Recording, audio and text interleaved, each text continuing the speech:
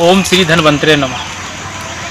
आज का परिचर्चा कालमेघ नामक औषधि के बारे में है। आज की जो वीडियो है बहुत रोचक एवं ज्ञानवर्धक होने वाली है। तो चलते हैं आज कालमेघ के बारे में विशेष जानकारियाँ हासिल करते हैं। तो चलिए, कालमेघ एक दिव्य गुण से जनित यानी युक्त विशेष औषधि है। यह सामान्यतः सभी प्रकार के ज्वर यानी बुखार तथा डायबिटीज, पेट संबंधी रोग, श्वसन संबंधी रोग, HIV, कैंसर, इन्फ्लुएंजा इत्यादि में विशेष रूप से कारगर होती है। और डायबिटीज के लिए तो रामबाण है। इसकी पत्तियां कड़वी होती है, बेहद कड़वी, और साथ ही इसे कहेंगे तो एंटी डायबिटिक होती ही है। इसलिए तो इसे मधुमेह में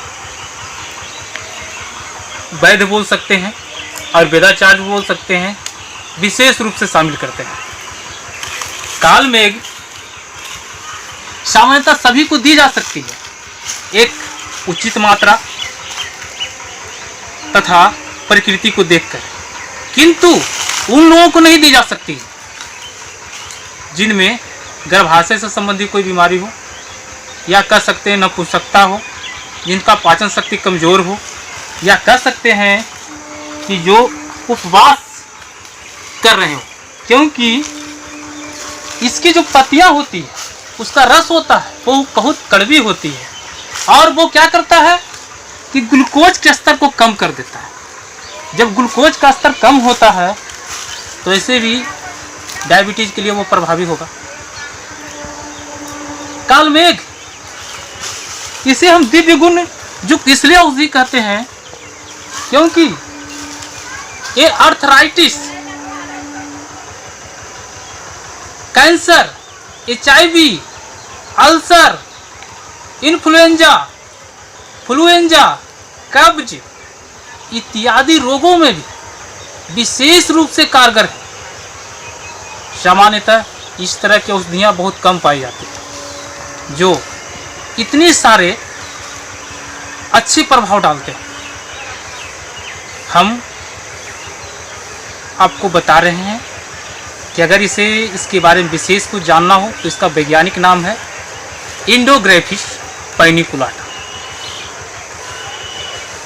और प्रचलित नामों में से आप जानते ही होंगे या नहीं भी जानते हो तो इसे हरा चिरायता, देसी चिरायता, बेलबेन, यवतिक्ता के नाम से जानते हैं। ये उत्तर प्रदेश, बिहार और बंगाल के कुछ क्षेत्रों में विशेष रूप से पाई जाती है। नेपाल में भी बहुत मात्रा में पाया जाता है। आजकल तो बाज़ारों में ज़्यादा नेपाल से ही आता है, मगर हमारे यहाँ बिहार में भी इसकी अच्छी मात्रा देखी गई है। हाँ, इसकी पहचान अगर कर सकते हो तो इसकी पत्तियाँ कुछ इस तरह होती है जो आप देखें। इसके फूल गुलाबी होते हैं, जिसे देख सकते हैं। इसमें कुछ फलियां लगी होती है और इसका पत्तियां का रस कड़वी होती है, ये आप जान ही चुके हैं। एक है, क्या वो लीवर में भी काम करती है?